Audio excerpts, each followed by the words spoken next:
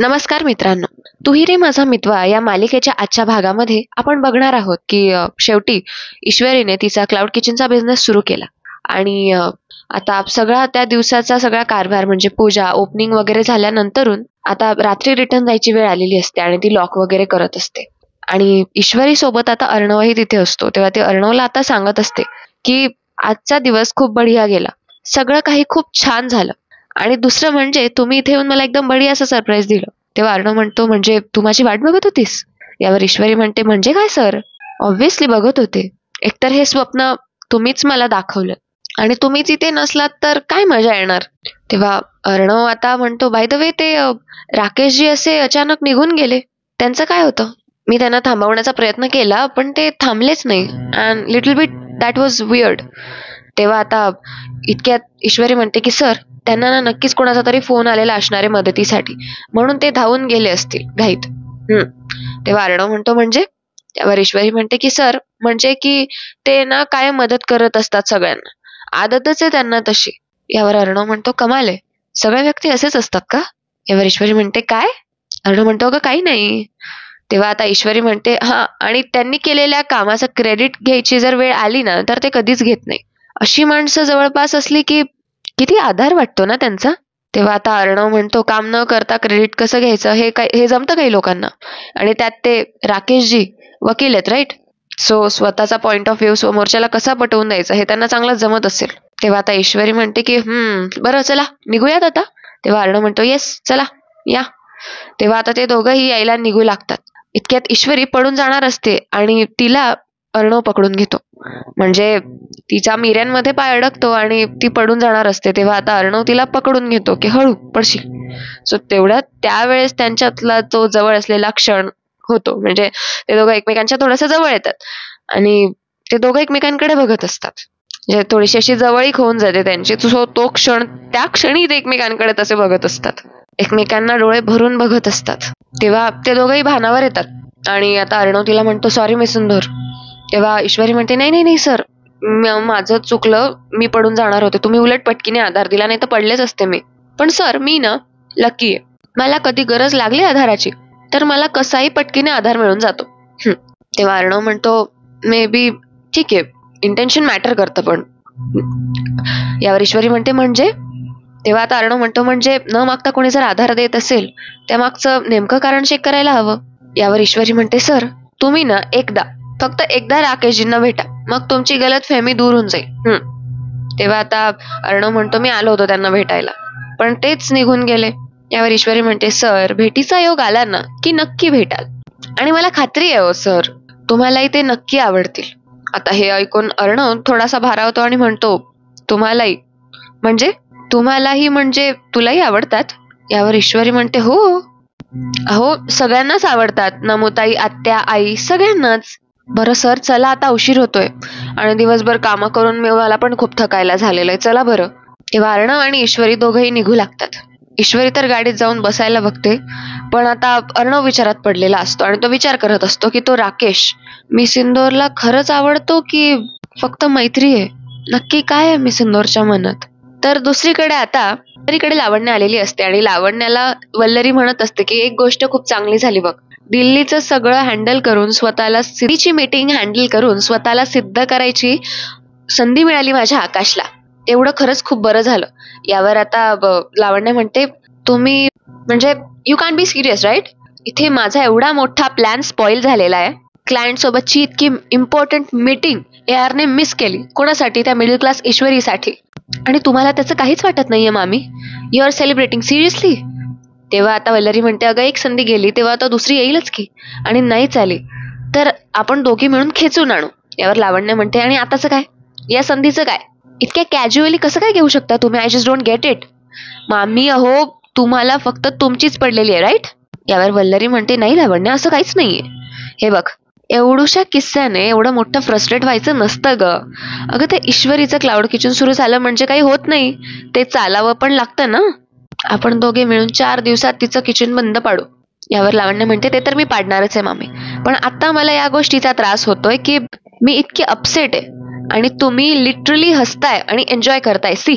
यावर आता वल्लरी सिरियस होते आणि म्हणते, हे बघ लावण्य, माझ्याशी नीट बोलायचं, माझ्या घरात येऊन माझ्याशी असं नाही बोलायचं, कळलं?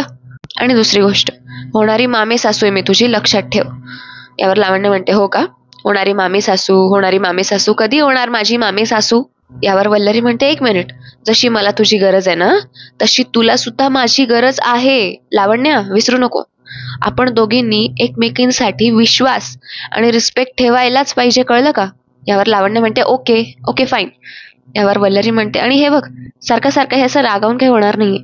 आपल्याला खूप मोठ्या गोष्टी मिळवायच्या आहेत. तुला अर्णव आणि मला अर्णवने उभा केलेला बिझनेस माझ्या आकाशसाठी हवाय, कळलं तुला? आपण दोघींनी जर एकमेकींना मदत केली नाही ना, तर यातलं काहीही शक्य होणार नाही, कळतंय का तुला? यावर आता लावण्य म्हणते, ओके गॉट इट. तेव्हा वल्लरी म्हणते, आणि दुसरी गोष्ट, ही जी तुझी खतखत, खंत, राग, हा सगळा जे काही आहे ना, जरा जपून वापरायचा. या सगळ्याचा उपयोग ना हत्यार म्हणून करायचा, त्या ईश्वरीला उद्ध्वस्त करण्यासाठी, कळलं ना? तेव्हा लावण्य म्हणते, हो हो कळलं ना. That is that right? तेव्हा आता वल्लरी हसते आणि म्हणते, हो येस दॅट इज दॅट. तेव्हा आता लावण्य म्हणते, ऑल राईट, ठीक आहे, सी यू.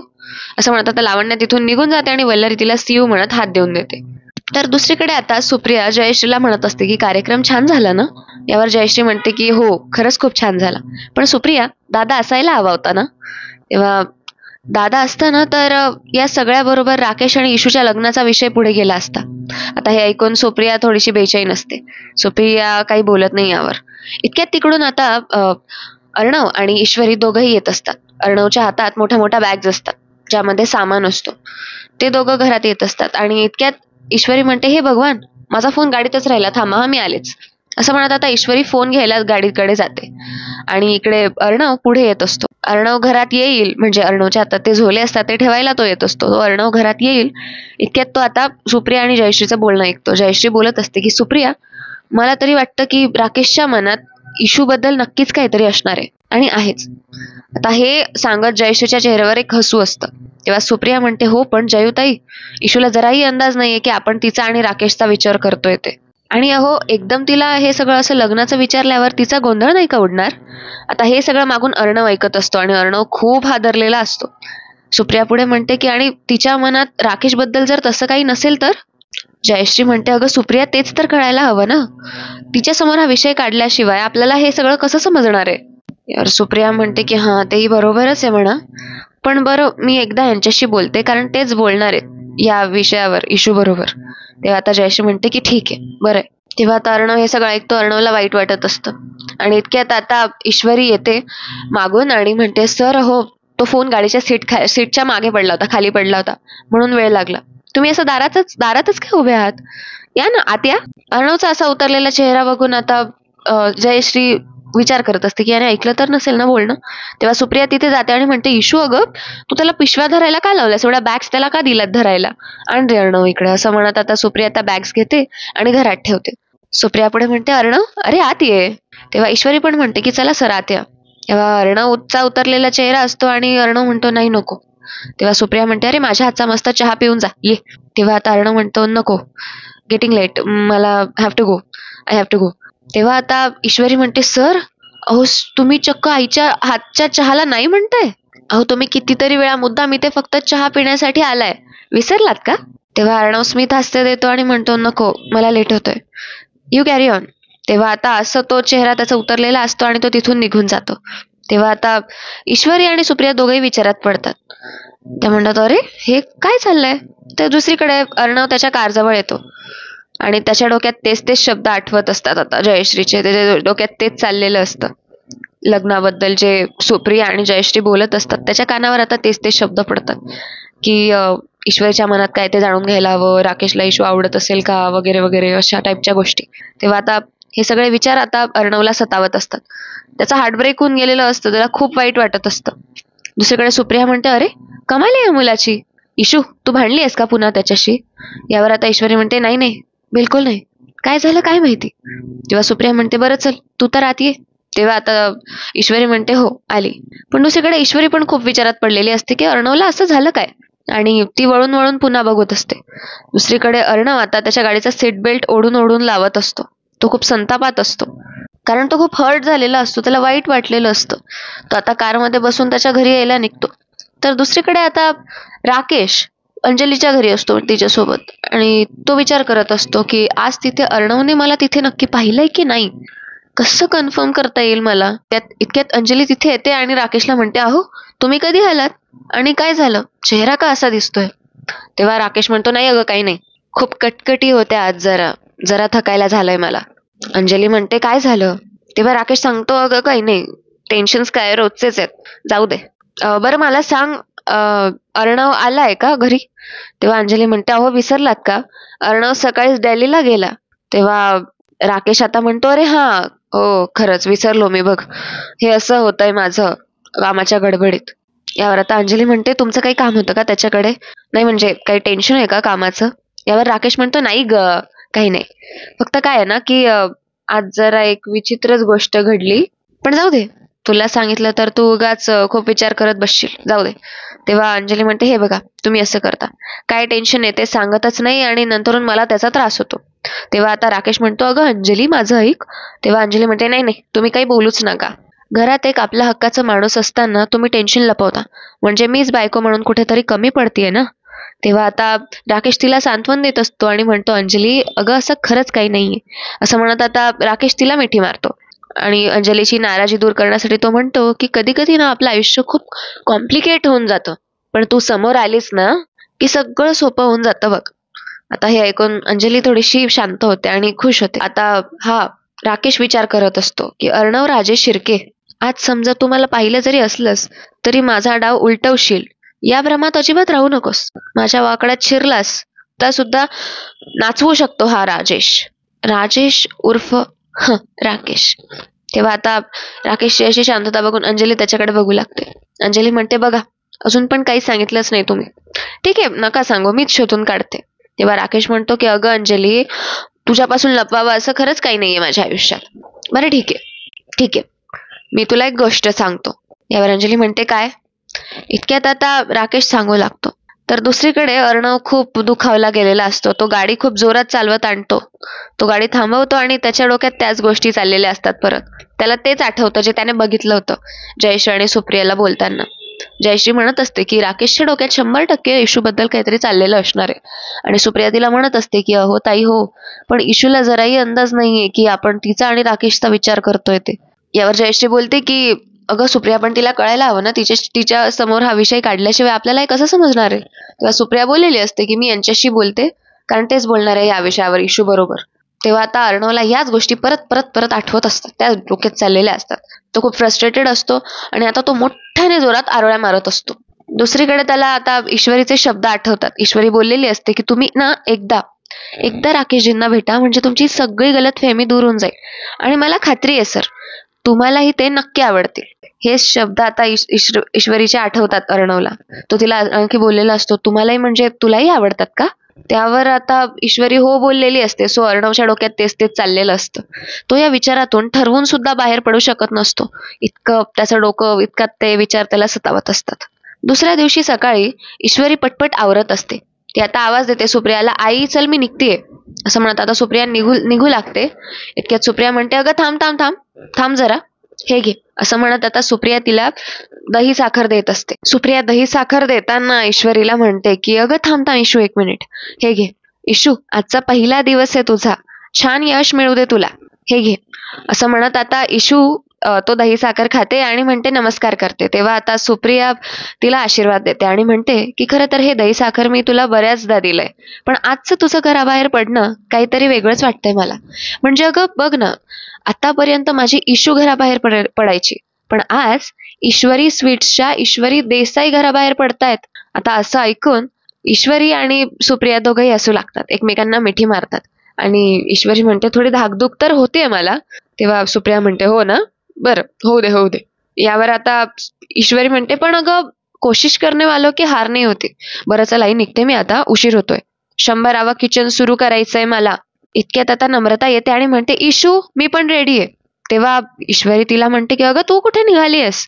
तेव्हा नम्रता म्हणते, अगं तुला काय वाटलं, एवढं सगळं तू एकटीने करणार होतीस आणि मी तुला ते करू देईल. आगे बढो बिझनेस वुमेन, हम तुम्हारे साथ है. तेव्हा आता तिघही हसू लागतात. सुप्रिया म्हणते, बरं जा जा, एकीला दोघी असलेल्या कधीही चांगलं, पण इशू इथून पुढे तुला मदतीला कोणी ना कोणी लागणारच. तेव्हा त्याचाही विचार करून ठेव हा. तेव्हा ईश्वरी म्हणते ए आई, त्या शलाकाताई आहेत ना कॅन्टीन मधल्या बघ, माझी मैत्रीण, त्यांना फोन करून बघते. गावी काही जास्त काम नसेल, त्या मदतीला येऊ शकतील ना. तेव्हा सुप्रिया म्हणते हो, विचार विचार. तेव्हा इतक्यात आता ईश्वरी त्यांना फोन करत असते. त्यांचा फोन काही लागत नसतो. ईश्वरीचा असं बघून यावर सुप्रिया तिला म्हणते काय ग, काय झालं? तेव्हा ईश्वरी म्हणते अगं अशा काय आहेत ह्या. तेव्हा नम्रता पण तिला म्हणते का ग बाई, काय झालं? ती म्हणते इतर वेळी फोन उचलत नाही, नुसते मेसेजेस करत असतात, आणि आता तर फोनच बंद आहे त्यांचा. तेव्हा सुप्रिया आता म्हणते घ्या. ईश्वरी म्हणते ठीक आहे, बरं जाऊ दे, मी नंतर फोन करून बघते, चल चल उशीर होतोय. तेव्हा सुप्रिया म्हणते इशू थांब, अगं चांगल्या कामासाठी घराबाहेर पडतेस, उजवा पाय आधी बाहेर टाक. तेव्हा ईश्वरी म्हणते अरे हा, ये मी कैसे भूल गई. ईश्वरी तिच्या आईने सांगितल्याप्रमाणे बाहेर पडते आणि जायला निघते सुप्रियाला बाय वगैरे करून. ती म्हणते येतो वगैरे करत नम्रता आणि ईश्वरी दोघेही बाहेर पडतात. आणि अलीकडे अर्णव त्याच विचारात असतो. अर्णवच्या डोक्यात तेच तेच शब्द आठवत असतात सारखे सारखे त्याला, कोणाचे, सुप्रियाचे आणि जयश्रीचे. त्याच्या डोक्यातून ते विचार काही केल्या जात नसतात. त्याला कळत नसतं की काय, कसं चाललंय, कसं करणार आहोत आपण हे सगळं. त्याचे डोळे सुद्धा खूप पाणावलेले असतात. इतक्यात आता अर्णव खूप विचारात असतो, आणि अर्णव विचारात असताना अंजली तिथे येते. अंजली हसत असते. अंजली तिथे येते आणि म्हणते चिंटू, काल रात्री कधी आलास तू? मग कसं झाला ईश्वरीचा क्लाउड किचनचा ओपनिंगचा प्रोग्राम? ऍक्च्युली तुला माहितीये का, मी आणि मामा पण येणार होतो, पण म्हंटल आजीला आवडणार नाही. आवडणार नाही म्हणजे तिचं थोडंसं काम होतं, म्हटलं घरीच थांबू. तेव्हा आता अंजली खूप आनंदात हे सगळं बोलत होती, पण तिला अर्णवचा पडलेला चेहरा दिसतो आणि अर्णवच्या डोळ्यातले अश्रू अर्णव चटकन पुसून घेत असतो. आणि अर्णवचा असा पडलेला चेहरा बघून अंजली त्याला म्हणते की अरे चिंटू, काय चेहरा का असा दिसतोय तुझा? यावर अर्णव काहीच उत्तर देत नसतो. अर्णव जागचा उठतो आणि बाजूला येतो आणि म्हणतो नाही, नथिंग. अंजली लगेच त्याच्या मागोमाग येते आणि त्याचा चेहरा बघू लागते. त्याला म्हणते की काय रे, डोळे का असे दिसतायत तुझे? तुझी झोप नाही झालीये का? काय झालंय चिंटू, बोल ना. तू खूप हर्ट झालेला दिसतोयस. कालच्या ओपनिंगच्या प्रोग्राम मध्ये काही झालेलं आहे का? चिंटू अरे काय झालंय? हे बघ, काहीतरी नक्की झालंय. काय झालंय ते सांग मला. तेव्हा अर्णवच्या डोळ्यात पाणी असतं आणि तो आता उतरलेल्या चेहऱ्याने सांगू लागतो की ताई, कधी कधी आपण नको त्या वेळेस नको त्या ठिकाणी असतो आणि एका मिनिटात सगळं बदलून जातं. तेव्हा आता अंजली म्हणते हे बघ अर्णव, तू काय बोलतोयस मला काहीच कळत नाही, पण मला इतकंच कळतंय की तू खूप डिस्टर्ब्ड आहेस. यावर आता अर्णव म्हणतो अगं हे असं कधी कधी असं होतं ना की असं वाटतं की. यावर अंजली म्हणते काय झालं? अर्णव म्हणतो अगं असं वाटतं की ताईच्या हातची ब्लॅक कॉफी मिळाली असती तर बरं झालं असतं. तेव्हा आता अंजली म्हणते आणते. तेव्हा यावर अर्णव म्हणतो ताई तू नको आणूस, कोणाला तरी पाठवून दे. ताई आणि काल संध्याकाळी जिजू कुठे होते?